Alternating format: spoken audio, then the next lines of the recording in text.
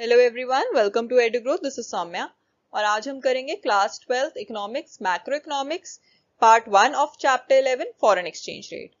अब होप आपको मेरी वीडियोस पसंद आ रही हैं। अगर आपको वीडियो पसंद आए प्लीज वीडियो को लाइक कीजिएगा एंड कोई भी डाउट है नीचे कमेंट सेक्शन में, टेलीग्राम ग्रुप पे या आप व्हाट्सएप पे भी पूछ सकते हैं। Now let's start. Now this is something about me. अगर आप कॉन्टैक्ट करना चाहते हैं तो आप इस नंबर पे कॉन्टैक्ट कर सकते हैं। लाइव क्लासेस के लिए भी आप कॉन्टैक्ट कर सकते हैं। This is my email ID। You can follow me on Instagram as well.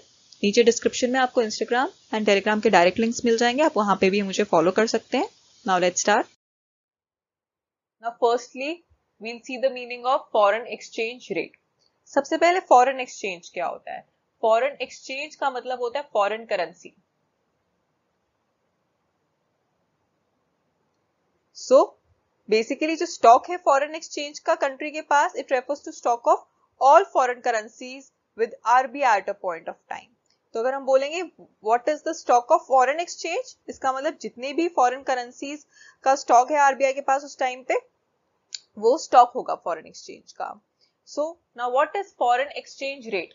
Foreign exchange rate क्या होता है? Rate at which domestic currency can be exchanged for a foreign currency is known as foreign exchange rate. अब इसको example से समझते हैं। For example, $1 is equal to 50 rupees. अगर हम ये सपोज करें कि $1 50 रुपीज के इक्वल है, जबकि नहीं होता है, इससे ज्यादा ही होता है। सो $1 अगर 50 रुपीज के इक्वल है, दैट मीन्स कि एक फॉरेन करेंसी की वैल्यू हमने किस में निकाल ली? डोमेस्टिक करेंसी की टर्म्स में। तो rate at which domestic currency can be exchanged for a foreign currency, की हम फॉरेन करेंसी की टर्म्स में इसको एक्सचेंज कर सकते हैं, उसको बोलते हैं फॉरेन एक्सचेंज रेट। जो फॉरेन एक्सचेंज रेट होता है किससे एक्सप्रेस होता है? Ratio of exchange between the currencies of two countries. दो करेंसीज के बीच में रेशियो होती है, और ये किसी और करेंसी की टर्म्स में जब हम अपनी करेंसी को वैल्यू करते हैं, प्राइस करते हैं, उसको बोलते हैं फॉरेन एक्सचेंज रेट। इसको हम external value of domestic currency भी कहते हैं।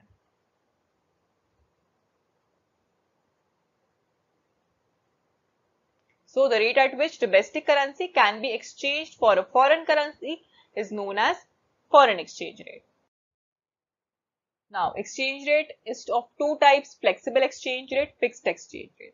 सबसे पहले हम समझेंगे flexible exchange rate. Flexible exchange rate को हम floating rate of exchange भी कहते हैं। एंड ये कैसे डिटरमाइन होता है? This is determined by the supply demand forces in the foreign exchange market.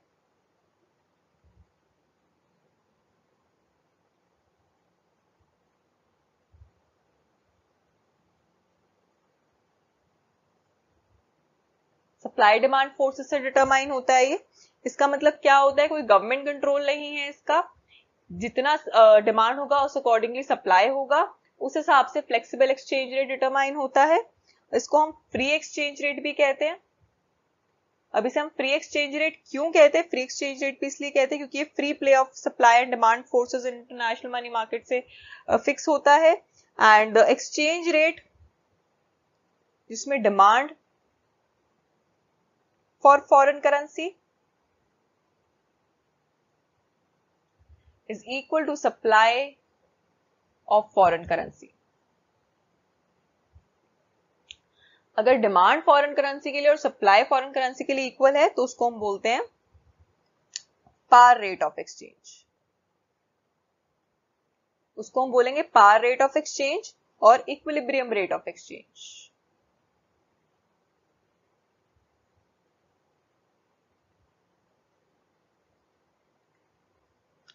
So flexible exchange rate को हम फ्लोटिंग रेट ऑफ एक्सचेंज भी कहते हैं, फ्री एक्सचेंज रेट भी कहते हैं। और ये कैसे डिटरमाइन होता है? By supply demand forces in the foreign exchange market. और जब डिमांड फॉर फॉरेन करेंसी और supply of foreign currency equal होती है तब उसे हम बोलते हैं पार रेट ऑफ एक्सचेंज और इक्विलिब्रियम रेट ऑफ एक्सचेंज।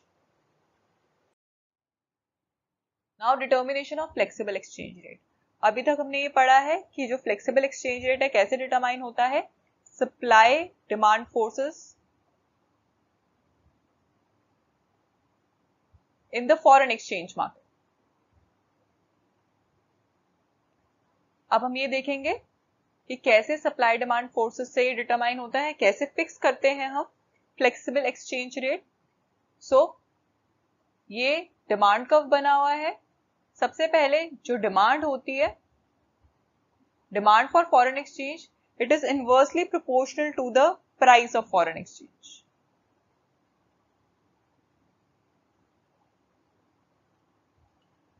जितना ज्यादा फॉरेन एक्सचेंज ज्यादा होगा, रेट ऑफ फॉरेन एक्सचेंज,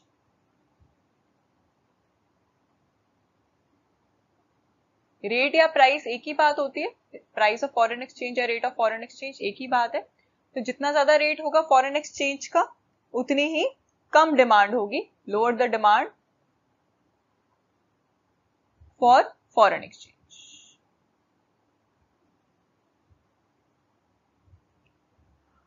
अब सपोज जो हमारा रेट है that is 50 rupees is equal to $1. R1 50 rupees is equal to $1. ये एक्सचेंज रेट है। इस पॉइंट पे R1 is this much। तो उस पे जो हमारी डिमांड है, demand is N, ON, ON is the demand जब 50 rupees is equal to $1 exchange rate है। अब जैसे एक्सचेंज रेट हमारा बढ़ जाता है, 70 रुपीज इज इक्वल टू $1। सो क्या हो गया, हमारा जो डिमांड है वो कम हो गई, OM हो गई डिमांड। सो जैसे ही एक्सचेंज रेट हमारा इंक्रीज हुआ, वैसे ही जो डिमांड फॉर फॉरेन एक्सचेंज है वो हमारे पास कम हो गई। पहले डिमांड हमारी ON थी, अब कितनी हो गई, OM, डिक्रीज हो गई जैसे हमारा रेट R1 से R2 इंक्रीज हुआ। सो इसका मतलब क्या हुआ कि अगर हमारा रेट ऑफ फॉरेन एक्सचेंज ज्यादा होगा तो demand for foreign exchange will be less, और अगर रेट ऑफ फॉरेन एक्सचेंज हमारा कम हुआ तो demand for foreign exchange will be more. तो इनवर्सली रिलेटेड होता है डिमांड और rate of foreign exchange. Now supply of foreign exchange. अब supply other things remaining constant, जो सप्लाई ऑफ फॉरेन एक्सचेंज है that is directly related to the rate of foreign exchange। ये directly proportional होता है। इसका क्या मतलब हुआ, अगर सप्लाई इंक्रीज होगी तो रेट भी इंक्रीज होगा, अगर सप्लाई डिक्रीज होगी तो रेट भी डिक्रीज होगा। अब इसे ग्राफ से समझते हैं। नाउ अगर R1 is ₹50 is equal to $1, ये एक्सचेंज रेट है। सो उस पे जो हमारी डिमांड है दैट इज OM। एंड अगर ये एक्सचेंज रेट बढ़ जाता है, ₹70 इज इक्वल टू $1, सो जो डिमांड है दैट इज ON। तो मतलब जो डिमांड है वो इंक्रीज हुई है फ्रॉम OM टू ON, अगर रेट इंक्रीज हुआ है R1 टू R2। तो इसका मतलब क्या होगा कि अगर रेट इंक्रीज होगा तो हमारी जो सप्लाई है वो इंक्रीज होगी, अगर रेट डिक्रीज होगा तो supply of foreign exchange decrease होगी। तो यहाँ पे ये डायरेक्टली प्रोपोर्शनल रिलेशनशिप होता है supply of foreign exchange and rate of foreign exchange का। Now what is equilibrium rate of exchange? Equilibrium rate of exchange को हम पार रेट ऑफ एक्सचेंज भी कहते हैं। अब इक्विलिब्रियम रेट ऑफ एक्सचेंज का मतलब होता है जब सप्लाई ऑफ फॉरेन एक्सचेंज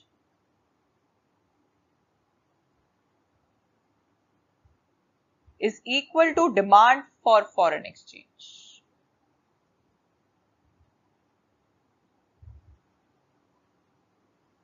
जब फॉरेन एक्सचेंज की सप्लाई और फॉरेन एक्सचेंज की डिमांड इक्वल होते हैं उसको हम बोलते हैं इक्विलिब्रियम रेट ऑफ एक्सचेंज। अब इसको ग्राफिकली समझेंगे। अब डायग्रामेटिकली अगर हम इसको देखें तो SF is representing supply of foreign exchange and DF is representing demand for foreign exchange।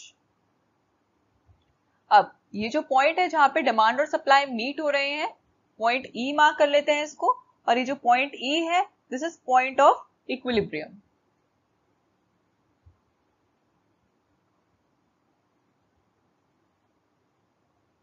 और OQ क्या हो जाएगा, OQ will be equilibrium quantity when supply and demand for foreign exchange are equal। तो ये इक्विलिब्रियम क्वांटिटी।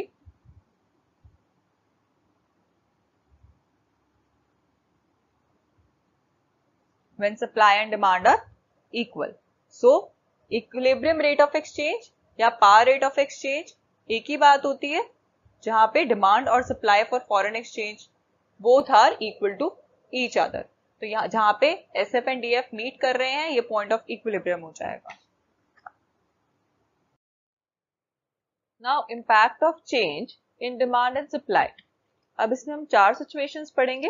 फर्स्ट सिचुएशन है impact of increase in demand for foreign currency, that is depreciation of foreign currency. अब इसका क्या मतलब होता है? That means कि अगर डिमांड इंक्रीज होगी that means demand right toward shift होगी. सो उससे क्या इम्पैक्ट होगा? उससे जो डोमेस्टिक करेंसी होगी वो डेप्रिसिएट हो जाएगी. अब इसको समझते हैं. SS is the supply curve, DD is the demand curve. E equilibrium point है, that is E. अब अगर डिमांड कर्व राइटवर्ड शिफ्ट हो जाएगी सो D1 will be the new demand curve. अब जब D1 न्यू डिमांड कर्व होगी तो equilibrium point भी चेंज हो जाएगा. इक्विलिब्रियम पॉइंट चेंज हो जाएगा E से E1. ये डिमांड कर्व है where demand and supply meet, वो इक्विलिब्रियम पॉइंट होएगा. अब न्यू डिमांड और सप्लाई मीट कर रहे हैं E1 पे, तो न्यू इक्विलिब्रियम पॉइंट क्या हो जाएगा? E1. सो अब न्यू इक्विलिब्रियम पॉइंट E1 हो जाएगा तो इसके कॉरेस्पॉन्डिंग रेट क्या है? रेट ऑफ एक्सचेंज R1 और क्वांटिटी क्या है? Q1. इसका मतलब रेट भी इंक्रीज हो गया है और क्वांटिटी भी इंक्रीज हो गई है. That means that $1 is equal to ₹60. पहले $1 का रेट ₹60 के था, इक्वल था. अब कितना हो गया? $1 is equal to ₹70. That means यहाँ पे $1 ₹60 के इक्वल था और यहाँ पे $1 70 के. सो अगर डिमांड इंक्रीज होगी तो रेट ऑफ एक्सचेंज भी इंक्रीज होगा. अब रेट ऑफ एक्सचेंज इंक्रीज होगा इसका मतलब क्या होता है? Depreciation of domestic currency. पहले $1 वॉज इक्वल टू ₹60. अब $1 किसके इक्वल हो गया? ₹70 के इक्वल हो गया. इसका मतलब क्या है? जो हमारी डोमेस्टिक करेंसी है वो क्या हो गई? डेप्रिसिएट हो गई. And also quantity will increase. Q to Q1 ये इंक्रीज होगा. रेट भी इंक्रीज हुआ है R to R1 और जो इक्विलिब्रियम पॉइंट है वो भी शिफ्ट हुआ है E to E1. So first situation impact of increase in demand for foreign currency. इसकी वजह से क्या होगा? Depreciation of domestic currency. Second situation impact of decrease in demand for foreign currency, appreciation of domestic currency. अगर demand decrease होगी तो जो domestic currency होगी वो क्या होगी? अप्रिशिएट होगी. अब इसको हम डायग्राम से समझते हैं. अगर डिमांड डिक्रीज होगी मतलब लेफ्टवर्ड शिफ्ट होगा डिमांड कर्व का. D1 will be the new demand curve. D old demand curve थी. S supply, E equilibrium point. जब हमने लेफ्ट को शिफ्ट करी डिमांड कर्व तो D1 will be the new demand curve. अब equilibrium point पे shift हो जाएगा E से E1 पर. न्यू डिमांड कर्व और सप्लाई जहां पे मीट करेंगे that will be the equilibrium point. New equilibrium point आ गया E1.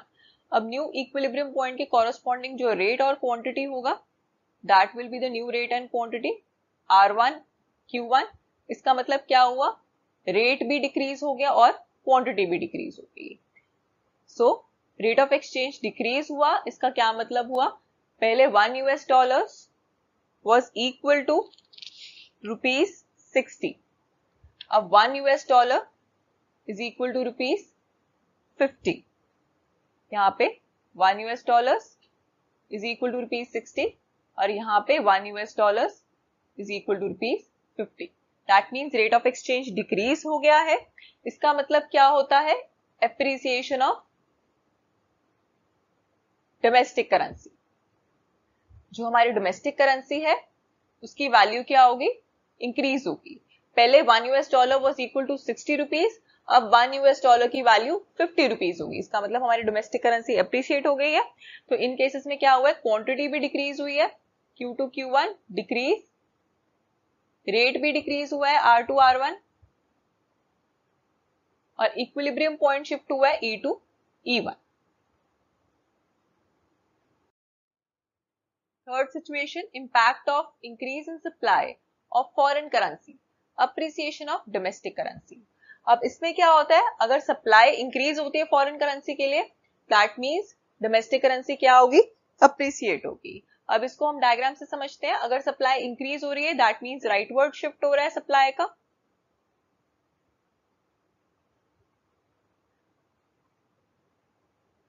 New supply curve will be S1।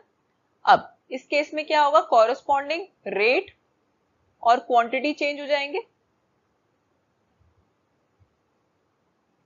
सो ये R1 ये Q1।